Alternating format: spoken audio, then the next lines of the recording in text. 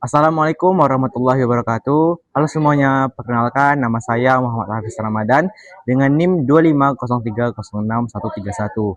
Nah, berdiri saya di sini ingin menjelaskan mengenai tentang traktus digestivus pada gallus domesticus. Nah, untuk itu diawali dengan rostrum. Di sini ada rostrum maxilla dan rostrum mandibula.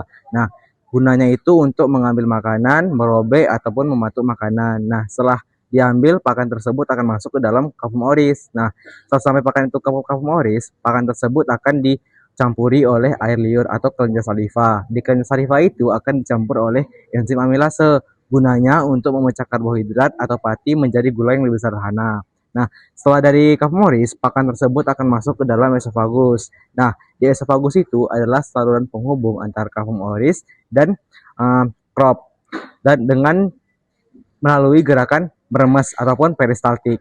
Nah, setelah dari esofagus, pakan tersebut akan masuk ke dalam crop ataupun tembolo. Di sini pakan tersebut akan berfungsi sebagai tempat penyimpanan makan sementara dan maupun dicampuri oleh kelenjar saliva. Nah, setelah itu dari crop, pakan tersebut akan turun kembali ke dalam proventriculus. Nah, di proventriculus itu ada namanya asam HCl dan enzim pepsinogen. Dan enzim pepsinogen itu akan menjadi enzim pepsin dan berubah menjadi asam, memecah pakan protein menjadi pepton. Nah, setelah dari proventriculus, pakan tersebut akan masuk ke dalam gizzard seperti ini teman-teman.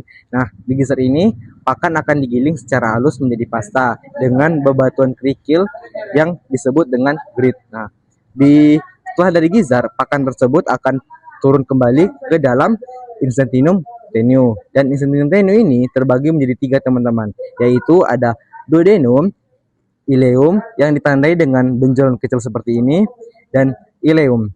Dan untuk duodenum itu adalah tempat seperti ini teman-teman, tempat terjadinya pencernaan secara mekanik, dibantu dengan pankreas yang berupa amilase, lipase, dan protease, yang juga dibantu dengan hati dan empedu. Dan setelah dari duodenum, pakan tersebut akan turun lagi ke dalam jejunum. Nah, di jejunum ini tempat penyerapan nutrisi nih teman-teman dari duodenum tadi, di mana nutrisi itu diserap melalui jejunum.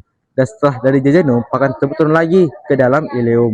Nah, di ileum itu tempat pencernaan, tempat penyerapan sisa nutrisi dari duodenum tadi yang tidak diserap, jejunum tadi yang tidak diserap oleh jejunum sepenuhnya.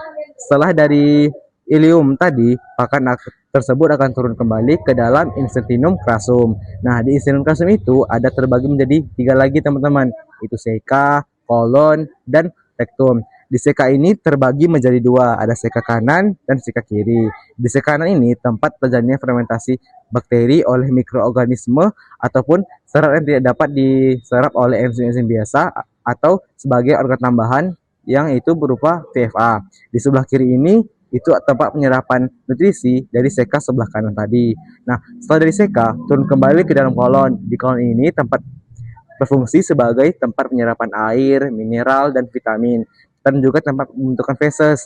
Nah, setelah dari kolon akan turun kembali lagi nih teman-teman ke dalam rektum. Rektum ini tempat penyimpanan feses dan urin. Nah, setelah dari rektum akan turun kembali ke dalam kloaka. Nah, di kloaka ini tempat tiga saluran pembuangan, yaitu sebagai urin, sebagai sistem reproduksi pada unggas betina, dan sebagai pengeluaran feses. Dan di kloaka juga terdapat terjadi namanya ekstrakta atau pencampuran urin dan feses. Nah, untuk organ tambahannya itu ada tiga teman-teman, yaitu ada hati sebagai tempat mengemosi tempat mengaktivifikasi racun, dan kantong empedu gunanya untuk mengemosi lemak menjadi asam lemak, dan pankreas memecah protein menjadi asam amino. Mungkin segitu saja dari penjelasan saya mengenai tentang traktus digestivus. Semoga teman-teman dapat mengerti pada penjelasan saya. Terima kasih.